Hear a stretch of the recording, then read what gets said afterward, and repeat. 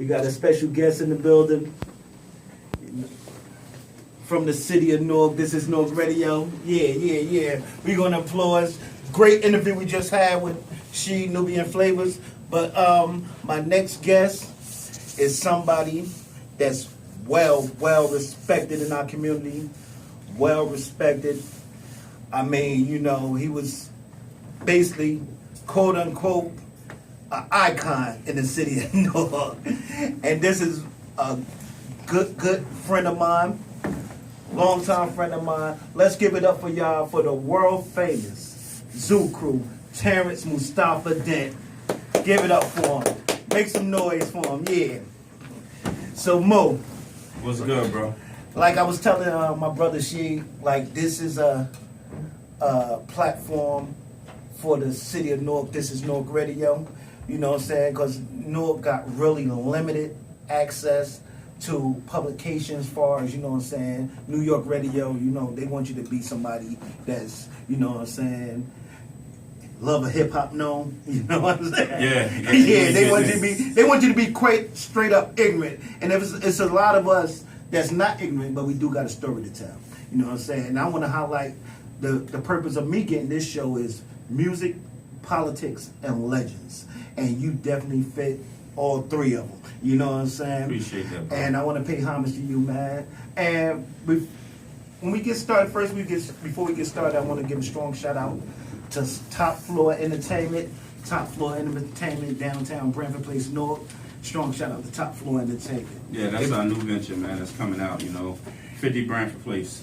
We can really set it off real nice and lovely for the city of Newark. You know, we got to bring it back. We got to take it back to the essence. You know, we go spend our money everywhere. Like my brother She was saying, we used to go to Perth Amboy to the movies. We used to go to New York to the Palladium, to the Apollo, to all. It's time to bring some of this stuff back to Newark. You know, the resources is coming back. So now people want to be over here. So now let's just pop this thing off and let's get some of this. Let's bring it back. My first question to you, how was it growing up in the city of Newark in the late 70s, early 80s? Oh man, it was just beautiful, man. It was like it was a lot of love amongst the people, man, especially guys and girls from the projects. I'm not taking nothing from the number streets or anything like that, but it was like a certain camaraderie with the people from the projects. We all had love for one another. So therefore, when you stretch out and you go other places, you try to bring that love and show people. Right. Show people how it used to be. You know, like, you know, want for your brother what you want for yourself. Right. So what project you from in the city? From Hayes Home, born and raised. Strong shout out to Hayes. Got to give a shout out to Hayes. Father from Prince Street, grandmother from Scudder Home, so we in all the joints. Yeah, all of them. Central Ward. Central Ward all day long, you know? Yeah. So, when you first moved to the South Ward, did you like that transition when you first moved to Chadwick Avenue? Because I know you were just saying you grew up in the projects, you know what I'm saying? So how was the transition going up? Like you said, your family was in Scudder Homes, Prince Street, Hayes Home, and going to the Southwood. That was like probably going to the suburbs back then. Yeah, I mean, I was like, whoa, we coming to a townhouse and back door and green grass and stuff like that. No, I'm coming from all bricks, man. I don't know nothing else but that. Right. All bricks. So it was like a culture shock. It was a culture shock. It was a culture shock. You know what I'm saying? You're going to a whole nother neighborhood with a whole bunch of other people. But we had people over there that had a lot of love for us also. Right. So the transition was smooth, you know what I mean? Okay. So we came and fit right in, you know what I mean? Just like that. Oh, okay. So they did a movie about this man life. They did a movie about this man life, starring Jermaine Hopkins. Let me ask you this question. Do you like the movie? Do you like the biopic? Man, I love that movie. You know, that movie right now should be on Netflix. It should be somewhere being shown to the kids because it got a strong message. It's not about a bunch of drug dealing. It's not about a bunch of shooting and robbing and stuff like that. It's a real life story that tells the picture of someone's life. Right. From beginning to the middle to the ending. To the ending. Right. Right. So it touched a whole lot of different points.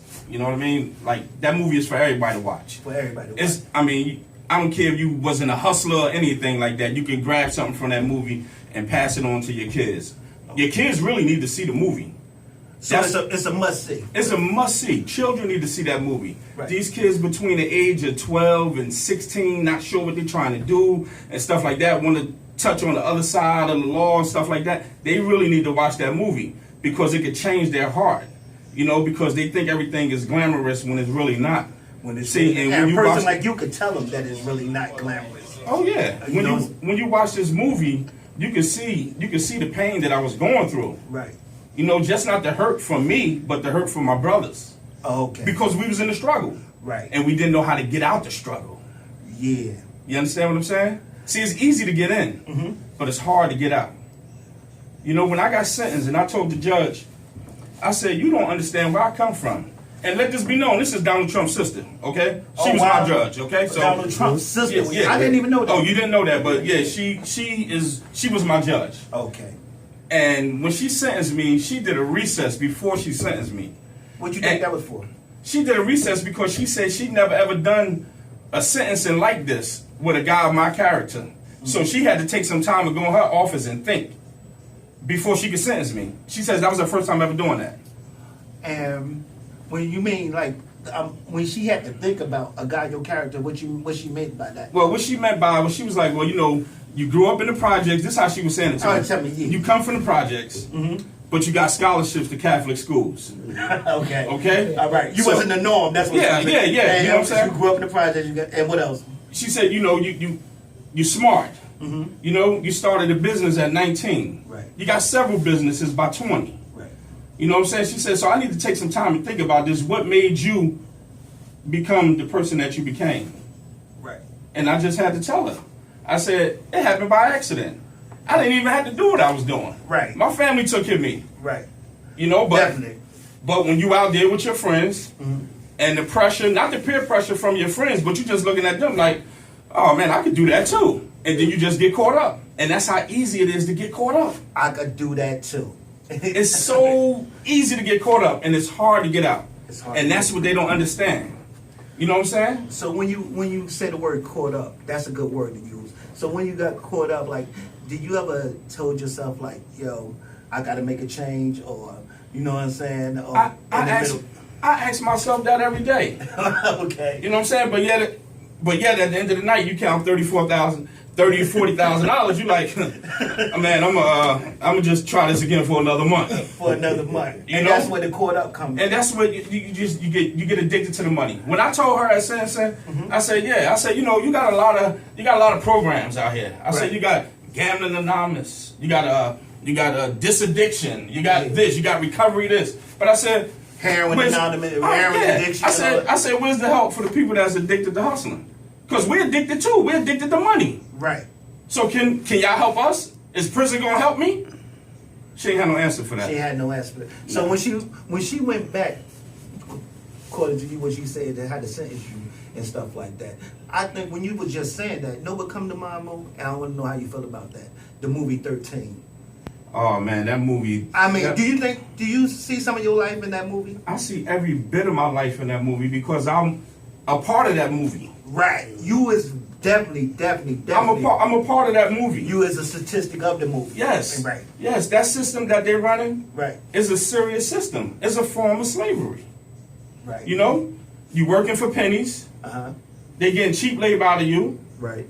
They working you to death. If you don't work, you get put in a hole. So that's just like the slave. If you don't work, you get whipped. So it's a serious system. And it's taken away from the jobs out here for the hard-working people, the college grads and stuff like that, people in the community, because they're getting cheap labor. Cheap labor. They could make 20 T-shirts for 50 cents. Right. They can't do that out here on the street. A company can't compete with them. So do you think we was target? I know the answer to this, but do you think we was really target all the inner city, like, you know what I'm saying? I mean, some people said we always blaming people and stuff like that for our mishaps. Do you think it was because this what you just said? You said I come from a good home, which I know this too. You know what I'm saying? I went to Catholic school. You know what I'm saying? They paid for my Catholic school, but it's a system that this man is on a straight and narrow. Let's try to put something. You know what I'm saying? Hey, bro, listen, man. If you out here and you making any type of noise, and you black, and they don't know where your income is coming from, they looking at you some type of way. Wow. They looking at you some type of way, like, how did he get this? Or who gave him this? Who put him up on this? And it's their job. It's their job, okay? But it's not their job to target us individually like they do. Right. But that's what they do in the inner cities. They don't go up in Maplewood. They don't go up in Livingston and South Orange and questioning them, you know, how they got these big cars and these big houses and stuff like that. They don't do that, but they do it in the cities. And half the time they did stuff more grimier than us in the cities to get them Benzes and them houses and stuff like that. You never know. Like, matter of fact, you do know they done stole billions off Wall Street and stuff like that. But then a man that's trying to make a couple of dollars or whatever, they want to send him away for 30 or 40 years. Yeah, and that's what they do. You know, no violence, anything like that. They don't care. First time offender, they don't care. And that was your first charge. Yeah, that was your first conviction. Yeah, first conviction. Yeah. They don't care about none of that. They don't care. Nah. If you black and they feel that you doing this and whatever, they're gonna bring you down. Especially if you could exemplify that you got some power. If you can show like you got power and you can move people, you're a target. You gotta go. You ain't no different than Martin. You ain't no different than Malcolm. You ain't no different than nobody before you. If you can show power and you can show that you can move people in masses and bring people together, that's a problem for them. And that what you did do. You did do in the South Ward, coming to the South Ward. You did do that. I mean, this is what I like to take a note of. When you went away? What year you went away? 97. 97. Perfect year. That a prime example. Do you know after people like yourself went away and other major figures that they sent away in our city, do you know that the gangs infested our city? Right after, because I mean, people did what they had to do, but it was people like yourself and others, like what I'm saying, big homies, big bros, whatever we want to call them. You know what I'm saying? It wasn't even big homie. That's my man. You know what I'm saying? That's our elder. It was other people that in the city that when they got rid of y'all, it seemed like, if y'all notice, gangs came to Newark in 97. 98. Yeah, I mean, you got something in 98. Yeah. And stuff like that. And it was like a handful of people like yourself was preventing that. We don't do this over here in the East Coast. No. And I remember you telling people that was like, yo, bro, I done seen you. No, we ain't doing this over here. Exactly. Y'all got to move from around on this walk. They tried it. Yeah. But then when y'all left, it was the blind leading the blind. Man, I used to tell some of my friends from Cali, that ain't never happening over here. And they used to be like, yo, it's coming, bro. It's coming. I used to be like, huh? I said, nah. I said, our city right here, I said, Newark is its own. Right. Okay, we don't follow what nobody else do. We do what we do. Right. I said, y'all gang stuff ain't coming over here. Right. And these are my good friends. And they bloods, some of them Crips. And they said they coming. And they said they coming. I said, bro, I laughed at them. I laughed at them so hard. Matter of fact, I was on the basketball court with Snoop, and me and him was talking one day. We was at his house playing. Give it up for Moose Style. We was playing the game. Let's give it up for Moose Style and playing basketball. Hey, listen. We was playing a game of ball, man. And give it up for Moose Style and all this. All right, go ahead, bro. Hey, listen, man. No, seriously, I was telling him, saying, man, listen, man, that thing ain't coming over here. Nate Dogg, God bless him, rest in peace. I said, bro, that stuff ain't never coming over this way. He said, man, I'm telling you, man, it's coming over, man. Warren G, that's one of my good friends. Oh, okay. You know what I'm saying? So it's just weird, man, that to be in prison and to hear gangs is in your city taking over and running around doing all type of dumb shit.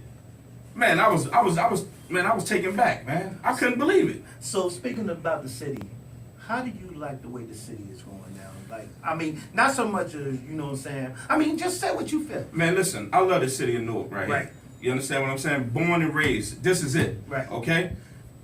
What we have right now, we got a mayor, Ras Baraka, he doing his thing. Okay. He pushing the city forward. Right. Give a shout out to his brother Mitty. Right. My man Sue. They all trying to push this city. Shout out to Sue. Yeah, they all trying to push the city in the right direction. Right. They got the right idea.